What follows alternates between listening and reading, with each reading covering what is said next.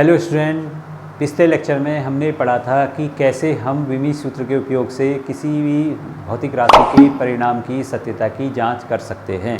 तो हमने वहां पर गति के समीकरणों की सत्यता की जांच की। अगला जो उपयोग है विमी सूत्र का, वो उपयोग है कि किसी भौतिक राशि के परिणाम को प्राप्त करना, मतलब हमको किसी भौतिक राशि का जो रिजल्ट है उसको ड्राइव करना है, तो उसको हम विमी सूत्र के उपयोग से हम उसके रिजल्ट को ड्राइव कर सकते हैं। उसकी आपका जो परिणाम है उसको हम प्राप्त कर सकते हैं। किसके उपयोग से? विमी सूत्र के उपयोग से।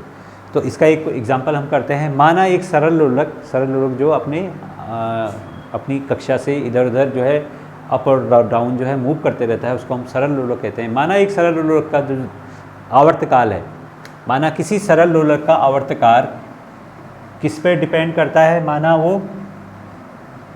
वो सरल लोलक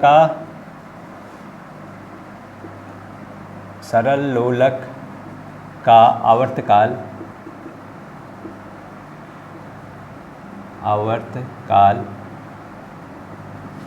माना निर्भर करता है किस पे? पहला, लोलक के द्रव्यमान पर। यह हमको गिवन है कि माना किसी सरल लोलक का आवर्तकाल, जिसको हम क्या कहेंगे? कैपिटल टी कहेंगे। वो टी किस पर निर्भर करता है?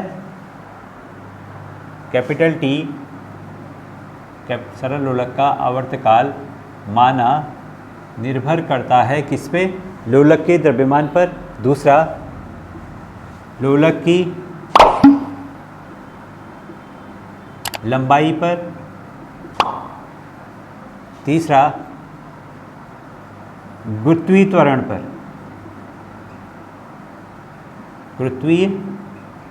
पर।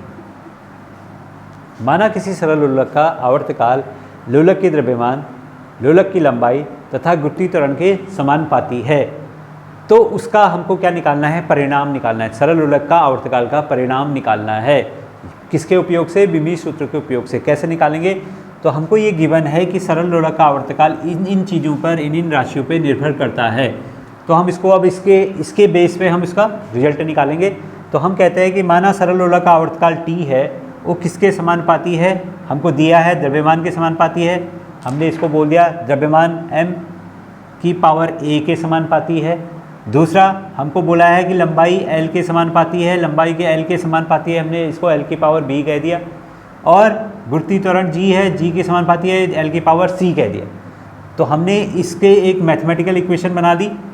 मैथमेटिकल इक्वेशन क्या बनाई हमने कि सरल लोलक का जो द्रव्यमान है, आवर्तकाल है, वो किस के समानुपाती है? वो आपके द्रव्यमान की पावर घात a के समानुपाती है, लंबाई की घात b के समानुपाती है और गुरुत्वीय त्वरण की घात c के समानुपाती है। अब ये समानुपाती है, तो ये समानुपाती को हटाने के लिए हमको क्या करना पड़ेगा? एक नियतांक लगाना पड़ेगा। तो हम कहते हैं आवर्तकाल t = m की पावर a, l की पावर b और g की पावर c। ठीक हो गया, हमने समीकरण बना लिया। अब इस समीकरण में हम दोनों साइड की क्या लिखेंगे? इस साइड की क्या लिखेंगे? विमी सूत्र से इनका विमी सूत्र लिखेंगे और उसके बाद जो है घात a, b और c की वैल्यू निकालेंगे। तो लिखते हैं t का विमी सूत्र क्या हो गया? t, ये 1 हो गया, t की पावर 1 हो गया। m की पावर, द्रव्यमान को हम क्या लिखेंगे? m की पावर a, लंबाई को क्या लिखेंगे? l की पावर b और g को क्या लिखेंगे? g गुरुत्वीय त्वरण होता है। गुरुत्वीय त्वरण की बीमा आप जानते हो, LT इंटू l की पावर b इंटू LT - 2 की पावर c। ये हम जानते हैं LT - 2 होता है। तो बस ये m की पावर a हो गया, l की पावर b हो गया, और यहाँ देखिए इस घात को यहाँ चढ़ाएंगे तो ये क्या हो जाएगा? l की पावर c इंटू t की पावर -2c। अब LL को एक साथ ले लीजिए। आप देखो कि घात मल्टीप्लाई में घात क्या हो जाती है? ऐड हो जाती हैं। तो ये हो गया m की पावर a, l की पावर b प्लस c और t की पावर -2c। ये हो गया आपका t की पावर 1। अब दोनों घातों को कंपेयर करो, लेफ्ट हैंड साइड और राइट हैंड साइड पे। तो हम क्या लिखेंगे?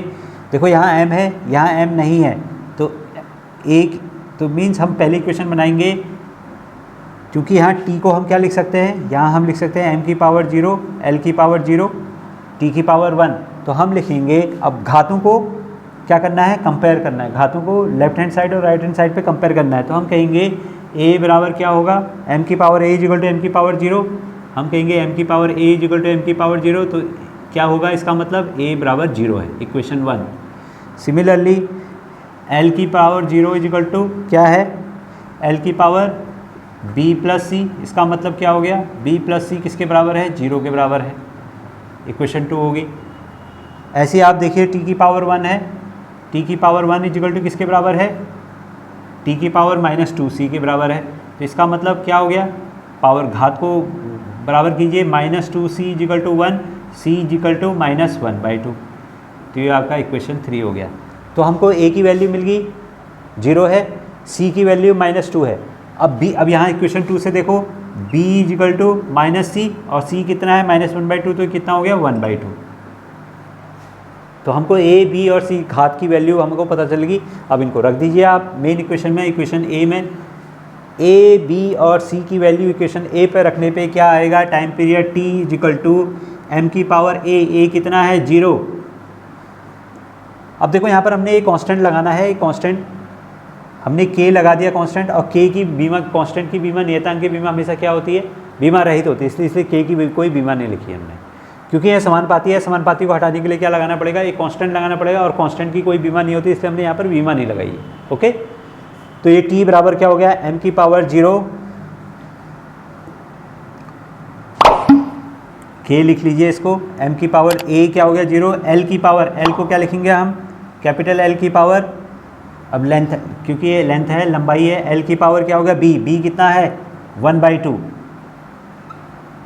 और g की पावर कितना है, g क्या है, गुरुत्वीय त्वरण की पावर c कितना है, -1/2। तो हम इसको लिखेंगे t equal to k, m की पावर 0 1 हो गया, l g को नीचे ले जा लेते हैं, g की पावर 1/2, और ये भी हो गया 1/2।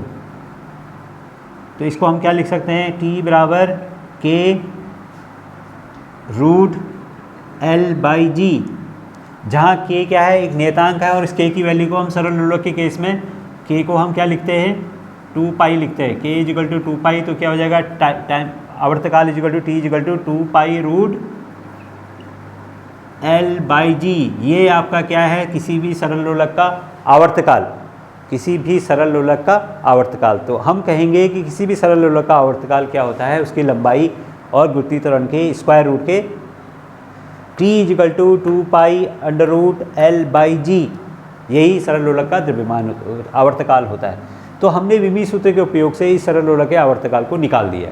तो यही आपका विमीय सूत्र का उपयोग है कि हम किसी के परिणाम के रिजल्ट को हम निकाल सकते हैं।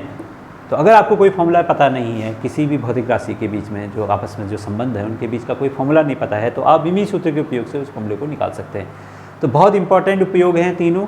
सबसे पहला उपयोग क्या है कि एक मात्रक का किसी एक पद्धति से दूसरी पद्धति में परिवर्तन। दूसरा उपयोग है कि उसकी सत्यता के परिणाम की सत्यता की जांच करना कि ये फॉर्मूला जो है आपका सही है या नहीं है। और तीसरा उपयोग क्या है कि आप जो है किसी भी भौतिक राशि के परिणाम का रिजल्ट निकाल सकते हैं, उसको जांच, उसके रिजल्ट को निकाल सकते हैं, उसके परिणाम को प्राप्त कर सकते हैं, रिजल्ट को ड्राइव कर सकते हैं।